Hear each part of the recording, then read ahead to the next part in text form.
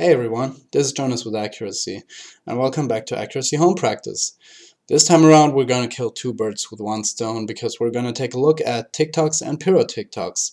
Now the Piro TicToc has been requested quite a bit in the last couple days, and what better time to also do the TicToc because it's pretty much the base maneuver for the Piro TicToc, just that you're pirouetting while doing the Piro TicToc. So let's get started. Let's take a look at TicTocs and Piro TicTocs, and I guess this could be a bit of a longer episode, but who says I need to stick time constraints anyway. So let's get started with the TicToc. We're gonna do the Piro TicToc right after this. So a TicToc. Most of you should know the TicToc as this maneuver where the helicopter is in a vertical position, rocking back and forth and keeping its altitude through collective. This has also been called metronome way before I was into flying in the very early days, and you can kind of see why. The helicopter is doing this motion which is very reminiscent of the arm of a metronome, which is used in music to determine the beat of a song or something. I am not really into music. So TicTocs can be flown in many different orientations. You can pretty much do them in any direction you want with the, well, that was not clean, with the left side down, with the nose up, with the right side down, with the nose down.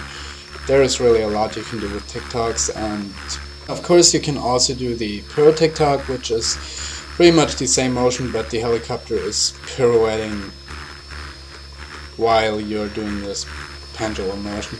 You can see it way better from the side where the helicopter is rocking back and forth while pirouetting. Okay, so let's first take a look at how to learn a TicToc, and this is something for which I believe we do not need the slow-mo in the sim. So just follow along, and I guess you will be fine in normal speed. If you find it still too fast, you can slow down the sim, but the essential motion will not be very different. So what we're gonna do first is learn the first half of the TicToc. So we are gonna start in a tail and hover quite a bit away from us, because we're now gonna pull back and bring the helicopter around, stop it at an angle and push it back away from us, back into a hover. Let's do this again. Pull back around until it sits at an angle and push back over. I'm gonna do this in a side view now, so you can see what I'm talking about with when I say stop at an angle, because this is one of the most critical parts of TicTocs, that you get the end stops right. So what we want to do is pull it back and get it to stop at approximately 45 degrees. Can be a bit more, can be a bit less, depends on the helicopter, your flying style, the wind, whatever. So just make sure you stop at an angle where you can A, accelerate the heli back and get it to stop in the first place, and B, can keep it airborne, because if you come out too steep, for example, if you don't pull it around enough, you may end up like this, where you cannot get enough lift with collective, and the helicopter will drop if you stop it and keep it there for a bit. And that is not what you want, because that's also going to lose your lift in the TicTocs. Similarly, you do not want to pull it around too much, because it's just going to keep going and you cannot stop it or accelerate it back without further cyclic inputs. So, first step, pull back, stop, push back around, get back into hover. Once you can do this, we're going to do the same thing from inverted. So, hover inverted, push it out, stop it, bring it back into a hover. Push it out, stop it, bring it back into a hover. This also from a side view. Push it out, stop it, bring it back into a hover. Push it out, stop it, bring it back into a hover. Also watch your disc angles so you do not fall or coast off into the distance. And that would be the first part to learning how to do TicTocs. Then we are going to combine these. So you can start in the tail and normal hover again, then pull it back just as you did before, stop it, push it forward, but do not push it back into a hover. Do the same stop you did when you started from inverted and bring it back. Push around, stop at an angle, bring it back. Pull, stop, bring it back. Push, stop, bring it back. And you want to do this back and forth. You're basically doing a rainbow now, but a rainbow really is the first step to doing a TicToc. Let's look at this in the side view again. Pull, stop at an angle, push, stop at an angle, pull, stop at an angle. And you can see, after the stops in these very wide rainbows, I'm giving collective way ahead of my elevator command. So I'm giving collective now and giving elevator now. Collective, elevator, collective, elevator, collective, elevator. Now if you give these at the same time, you may run into a situation where you do not get enough lift at the end. I mean, you can do it, but it requires pretty much a lot of fine control. So once you're comfortable with doing this, you can tighten it up. So to tighten it up, you basically do this. But instead of coasting like for a good 5 meters or so, you just pull it around a bit quicker and stop it up earlier. So you're basically tightening up the rainbow. We can also do this with the rotor towards ourselves. So pull, stop, push, stop, pull, stop, push, stop. And you can see the shorter the distance between the end stops gets, the earlier my elevator gets fed in. So if I'm doing this, I'm starting to move the elevator way quicker after collective to tighten up the maneuver. If you leave too much time, you're gonna end up not getting into the end stop quick enough. And once you can do that, it's pretty much a TicToc already. So you can tighten it up further and pretty much give elevator and collective at the same time, and the helicopter will get into this metronome motion. I'll quickly bring the camera's tracking speed down so you can see this a little better. Let's hide this window. The idea is to really stop the helicopter quickly after the motion. Sorry for the camera movement now, this may be a bit hard to follow, but it gives you an idea where we are spatially. So before that we really dragged this out and flew a long distance. Now we're really tightening it up until we are pretty much TicTocking in place. The important thing still is to get the end stops right with the angles. This is maybe like 20 degrees from vertical, so you do not have to exaggerate this the way we started earlier, so you can tighten it up. Do not do this, because as you can see, I'm having issues keeping my position with this because I'm essentially losing the lift from the other end stop, and that makes me feel a lot more negative collective. Similarly, if I do not bring it around enough in the other direction, it starts flying off to the left. And what I'm doing right now is pretty much the finished TicToc. So I'm TicTocking back and forth with the elevator and feeding collective according to the disc orientation. You can see that I'm right now using a lot of elevator and very little collective pitch, because that's the natural evolution from this, but you can also do it with a lot of collective and little elevator. The thing is just that you need to get the correct amount of lift in the end stop. So if you tip it further, you really do not need much collective. If you tip it very narrowly, you need a lot of collective, because your rotor barely lays flat enough to achieve the same lift. So that was an elevator TicToc. Now if you want to transfer the same motion to aileron, you can do the same thing. Stop, bring it back, roll around, stop, bring it back. Do the same from inverted. Stop, bring it back. Stop, bring it back. And then tighten it up. I'm doing this with the nose to myself. I can also do it with the tail, or as you probably would do it with the rotor to yourself. And then you're flying these aileron rainbows. Stop, bring it around, stop, bring it around.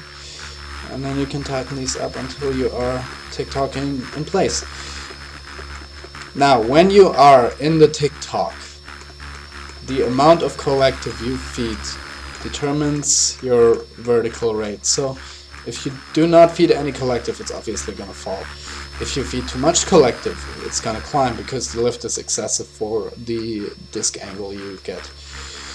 So the art for keeping the height in a TicToc is feeding collective just enough to prevent it from climbing and falling. The same for aileron.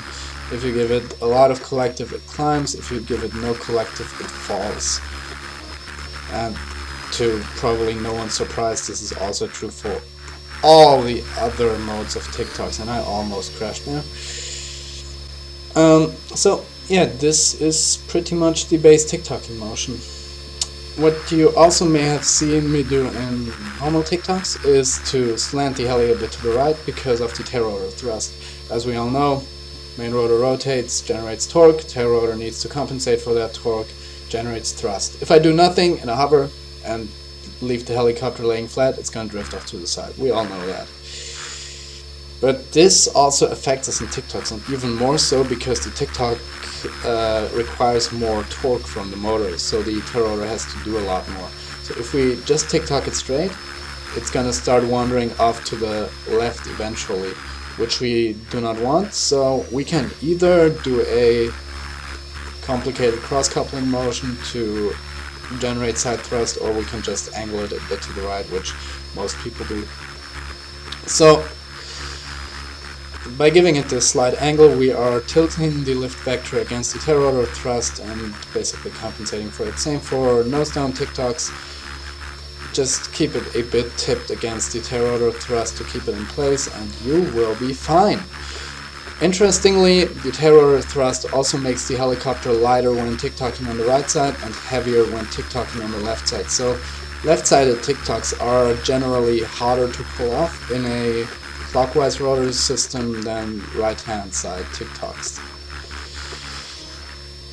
Another thing I want to touch on is how to move TicTocs around. So if you have your TicToc, you can move it in all directions spatially. So for left and right motions, you can just tip the tail, let the tail rotor thrust do it, or assist the main, or use the main rotor lift vector for additional acceleration.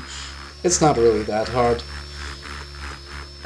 By this, you can also do TicTocs across the flight line, nose down, for example, with the tail slightly turned to the right. And this is essentially what gives you control over your TicTocs. Also, aileron TicTocs, bringing them around in a circle with the tail slightly dipped just to assist the continuous forward motion a bit, doing the rest with the collective, flying to the right, stopping, flying back. Next thing you can do is, as mentioned before, more collective makes them climb, less collective makes them fall. Just make sure to get into it early enough to stop the fall. If you bias your collective to the negative side, you can move them away from yourself. If you bias it to the positive side, you can move them towards yourself. Again, with the nose to us, you can see how the positive bias helps the helicopter fly in one particular direction. And we can have some fun with it. Combine it. Do a TicToc circle. Fly sideways, rotate with aileron, and you've flown a TicToc circle. Oh shit, I just crashed. Wow. You can do a TicToc loop. Fly in, come in, climb and rotate the tail, transition into nose down TicTocs, and on the way down start giving it some elevator. I almost crashed there, but I did not. That is a TicToc loop.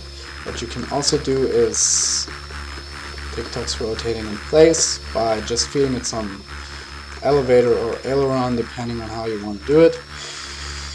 You can do TicTocs where you rotate the axis of the TicToc by slowly feeding the tail, or doing like a Big Ben kind of thing where you rotate the nose every TicToc and lead the cyclic a bit more. You can also do a time machine where you do it with the skids towards yourself, which is hilariously hard, and I cannot for the love of God keep it in one spot. I've never learned to do this. So yeah, that is some TicToking stuff, and let's continue. Now for the interesting bit, the Piro TicToc, which I promised you we would also take a look at. So a Piro TicToc is essentially the same motion. The helicopter is rocking back and forth, but it is pirouetting while doing so. This requires a lot of coordination, and it's really not easy to learn. I am also not proficient at Piro TicTocs, I just know how to do them and how to approximately keep them in place. But they are far from the prettiest Piro TicTocs out there. I still have a light disc wobble in it, but that doesn't hurt anyone.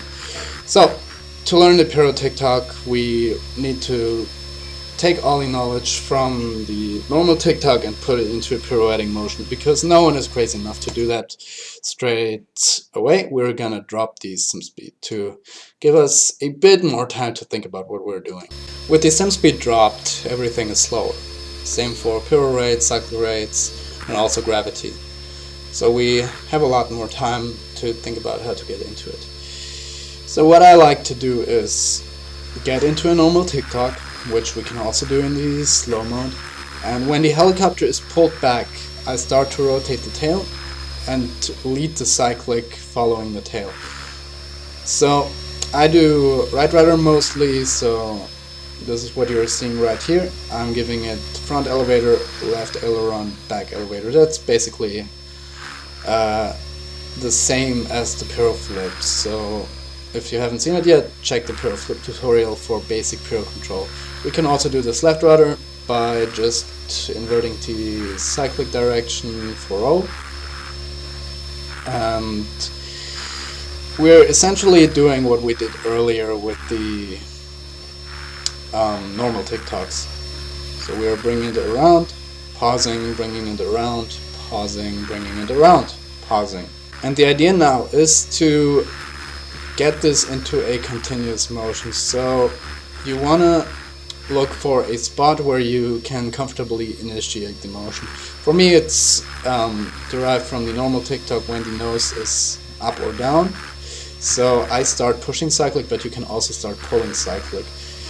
That will look a bit different and it will stir a bit different, but essentially if the helicopter is tipped towards me, tail up, I can pull, aileron push, pull, aileron push, pull, aileron push, pull, aileron push, and it will pretty much yield the same result, just that it's 100 degrees inverted. Another thing you can do is do it on aileron, but I don't know which maniac would do this. It's weird and I'm not comfortable doing it, I guess. So let's not do this. So yeah, we're gonna use this basic method and keep practicing these half motions and the end stops to really get the disc angle cleanly out where we want it, so that the helicopter is in a position where we can retain lift and stop it. Once we can do this, you can give it a continuous tail rotation and just execute this motion over and over again. Make sure the helicopter does not get away from you in terms of piro rate, which it just did for me. So make sure anytime the helicopter completes a half rotation, you are in the end stop and can start repeating the cycle. You will also see that this is not a full rotation on cyclic, like the Piro flip was. See, and now I'm into pulling. The heli got away from me again. This is an error you want to avoid or you want to learn to deal with. And then you can speed it up and always watch the nose. Whenever it's up and tipped towards you, front cyclic. Whenever it's down and tipped away from you, front cyclic. Okay, so once we are fine with that, we can speed it up a bit. You can go to 80% or so, but I don't want to make this tutorial longer than it has to be, so we're gonna go to 100 and do the same thing again. Bring it around, bring it around, bring it around. front aileron pull, forward aileron backwards. However you want to do it. Basically it's just this TicTocing motion again with the tail turning, with the half rotation on the cyclic. And once you're comfortable, you can start doing it with continuous tail input and pretty much do the full TicTocing motion.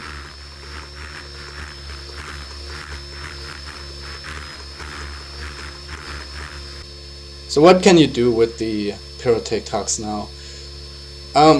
Piro TicTocs really aren't that simple, but you can rotate them in place by giving elevator or aileron input when the nose is in a sideways direction, so pretty much advancing your timing a bit can make them rotate.